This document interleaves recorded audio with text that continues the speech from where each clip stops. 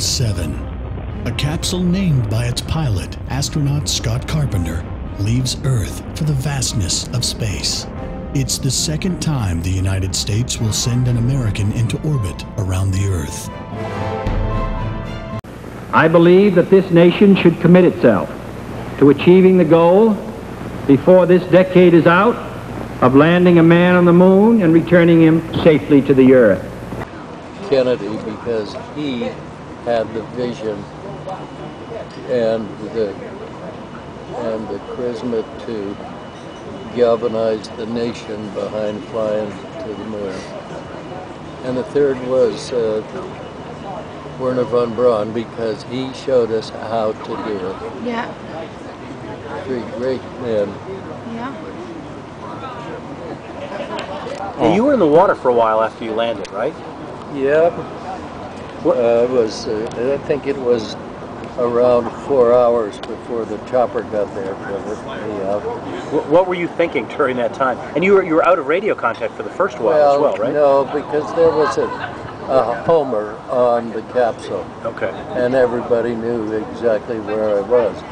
They just weren't for some time visible to me. Mm-hmm. But before long, there were 7 airplanes orbiting my position. And one of them, I got tired of watching them. But one of them... At least they were Navy planes, right? Well, I'm not sure, but one of them dropped 3 SEAL team guys, and I didn't see, I'd been in the water there for a long time, having the freedom to relive the past period, and it was, you usually, if you don't get lost in the water, are confronted with a debriefing team immediately. Right. And that's part of the game, but I didn't have to do that. I could just sit there in the raft and think about it, you know, marvelous relaxation. But these guys jumped out of their airplane, and they had with them a huge inflatable raft that they could put around the capsule to keep it from sinking. And like they the Liberty had Bell. other equipment. But I, as I say, didn't watch these airplanes for that long, and I was just minding my own business out in the middle of the ocean, and I heard somebody say, "Hi there!"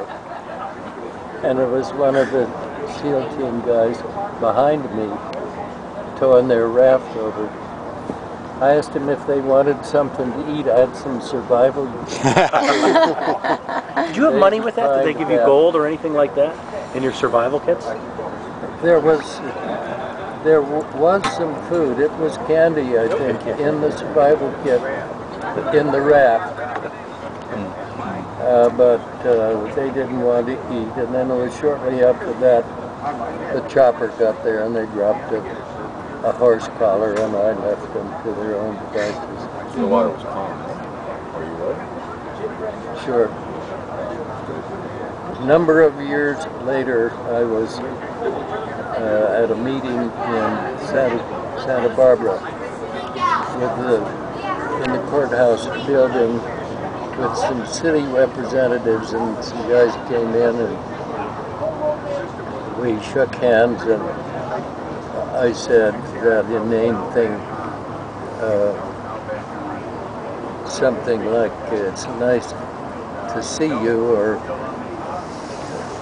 anyway, I said something like that, and the stranger said to me, "We've met before," and I said, "Well, I'm sorry, I forgot where." "In the middle of the Atlantic," and it was one of the SEAL divers. The SEALs, yeah.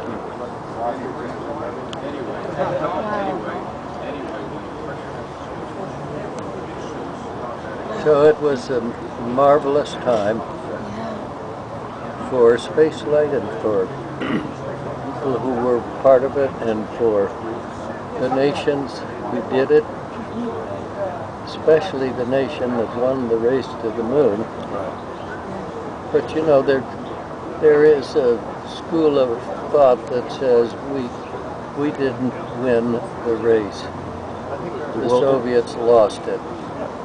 And it was really money that put them down. They just couldn't support what this nation could support. And I've said this to a number of times.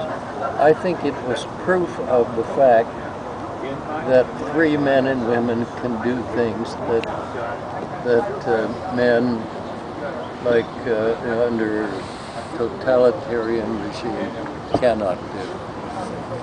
That's what won the space race. Or that's what lost it for the Soviets. Right.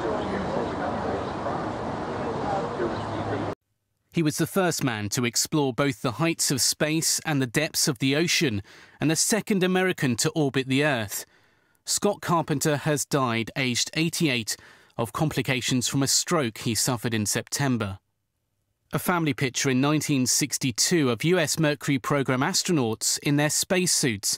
Carpenter stands proudly to the right on the front row.